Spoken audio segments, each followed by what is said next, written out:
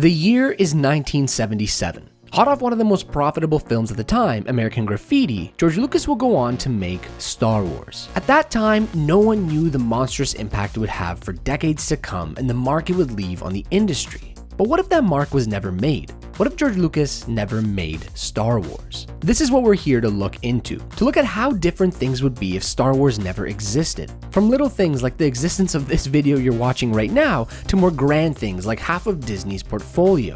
Keep in mind that this video is hypothetical based on the influence Star Wars has had, but it's obviously impossible to be certain how things would have actually looked. So with that out of the way, let's dive into it.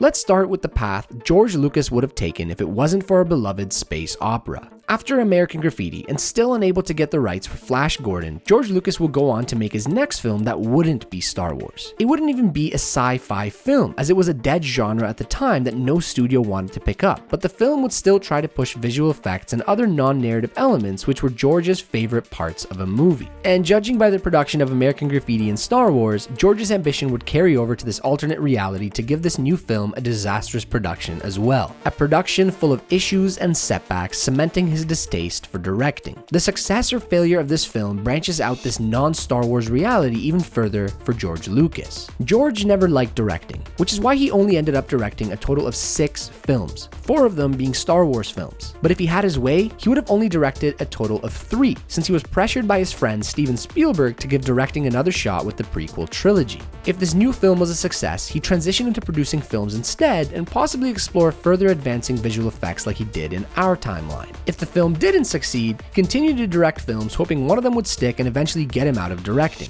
Star Wars or not, it's hard to see George directing films for his entire career. But without Star Wars, he would have never founded his visual effects company, Industrial Light and Magic, also known as ILM. The existence of ILM alone had an enormous impact on the industry, but more on that later. While working on the original Star Wars trilogy, George was married to Marcia Lucas, a film editor who edited some of George's films. She got an Oscar nomination for American Graffiti, an Oscar win for Star Wars, and is labeled as the secret weapon of Star Wars for her involvement with the first 3 films. But the trilogy caused a lot of strain on George's life, especially his marriage, which ended in divorce after the release of Return of the Jedi. In this non-Star Wars timeline, George and Marcia could have still been married and have worked on more films together. And here's another thing. Without Star Wars, George wouldn't have went to Hawaii with Spielberg and their families during its release to avoid any negative press the film could get. And it was during this trip where the two of them discussed the ideas for Raiders of the Lost Ark. This would have erased the existence of the Indiana Jones movies, which would have been a major setback for a certain actor.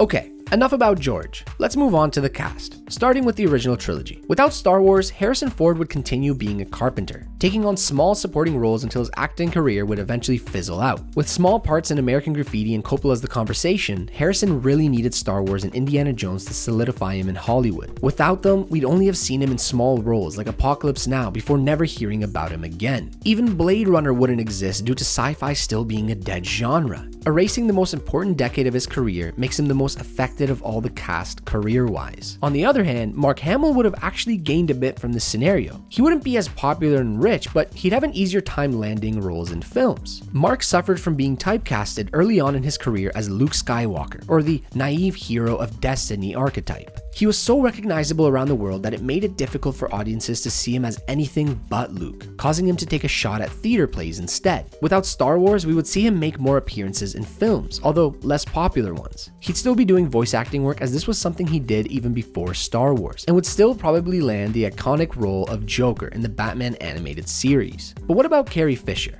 Without Star Wars, Fisher could still be alive today. With traces of cocaine, morphine, and ecstasy in her body when she died, her drug and alcohol addiction can be traced back to her being in Star Wars. Being a celebrity child as the daughter of Debbie Reynolds, Carrie had a lot of pressure on her, especially given her quick rise to fame. She also dealt with mental health struggles and was diagnosed with being bipolar, eventually becoming a strong mental health advocate. Sadly, she sought relief through drugs and alcohol, which only accelerated after the first Star Wars film. She was even reported to be high and drunk fairly often while filming The Empire Strikes Back. During the production of Blues Brothers, she was so off the rails that even John Belushi was telling her to slow down and ground herself. Moving on to the prequel trilogy. Jake Lloyd would have quite a different life without Star Wars. Jake would continue his child acting career and either continue acting as he got older or pursue studying film, something he was interested in. A much nicer life than what he had in our reality, where he got bullied so much for his performance as Anakin that he retired from acting. In our timeline, he went on to develop schizophrenia, assaulted his mother, got arrested for reckless driving without a license, and was sent to jail.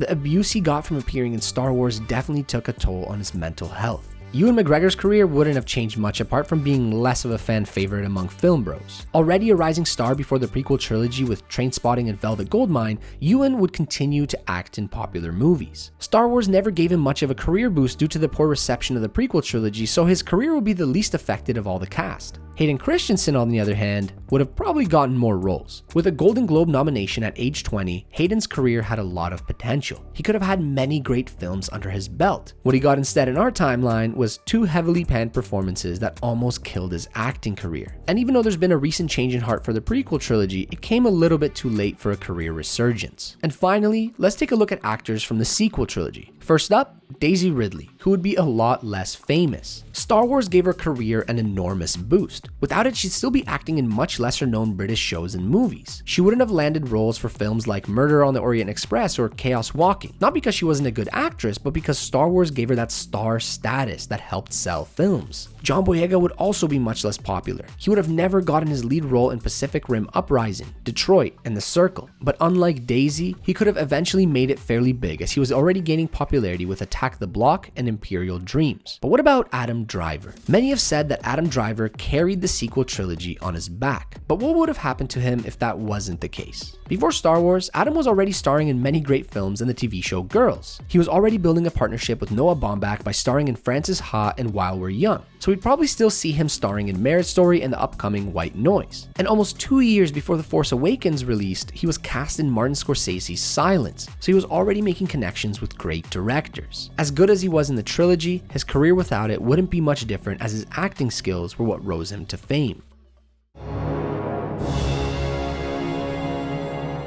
Alien. One of our favorite films here at Filmstack would have never been made without the existence of Star Wars. Alien, pitched as Jaws in space, was originally set aside due to there being no interest in producing sci-fi films. But after the success of Star Wars, 20th Century Fox wanted to follow it up fast with another sci-fi film as it was becoming the hot genre. And the only space script they had sitting on their desk was Alien, so it was greenlit. And this is just one of many sci-fi films that wouldn't have been made, especially in the following decade for the very same reason. Dune, Blade Runner, The Thing, Terminator, E.T., Back to the Future. The 80s became the decade of sci-fi films with Close Encounters of the Third Kind and the Star Wars trilogy leading the way. Without this sci-fi comeback, Hollywood would have continued the second golden age, or New Hollywood, that was dominant during the 70s. These films would have been looser in format and restrictions, resulting in them being less family-friendly. This would have been the exact opposite of what actually happened in our timeline. Star Wars, along with Jaws, also had a huge impact on blockbusters becoming a trademark of the 80s. Blockbusters dominated the film industry that decade. One film would play on multiple screens in the same theater. 10+ auditorium multiplexes began opening up with the money earned from Jaws and Star Wars. Profitable franchises took center stage for studios, and we began seeing sequels for any film that made some sort of profit. Star Wars helped create the shift of focus from creativity to money. But even without Star Wars being made, it probably would have ended up getting to that point eventually. The original trilogy proved that sci-fi fantasy trilogies were a lucrative strategy. Without the success of Star Wars, no studio, or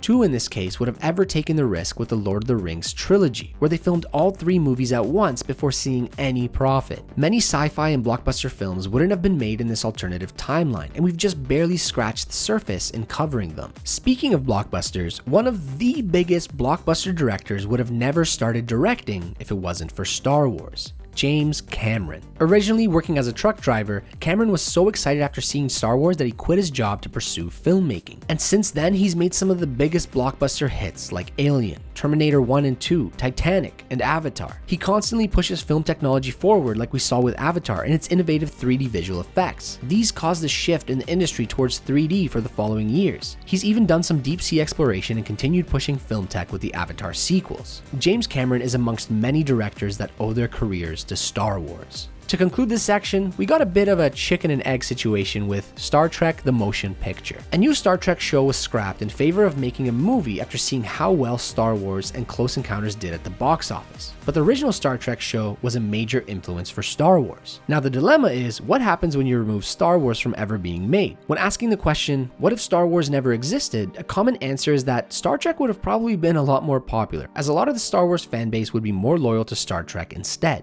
But without the success Star Wars had for the genre, it's difficult to see the new Star Trek show taking off.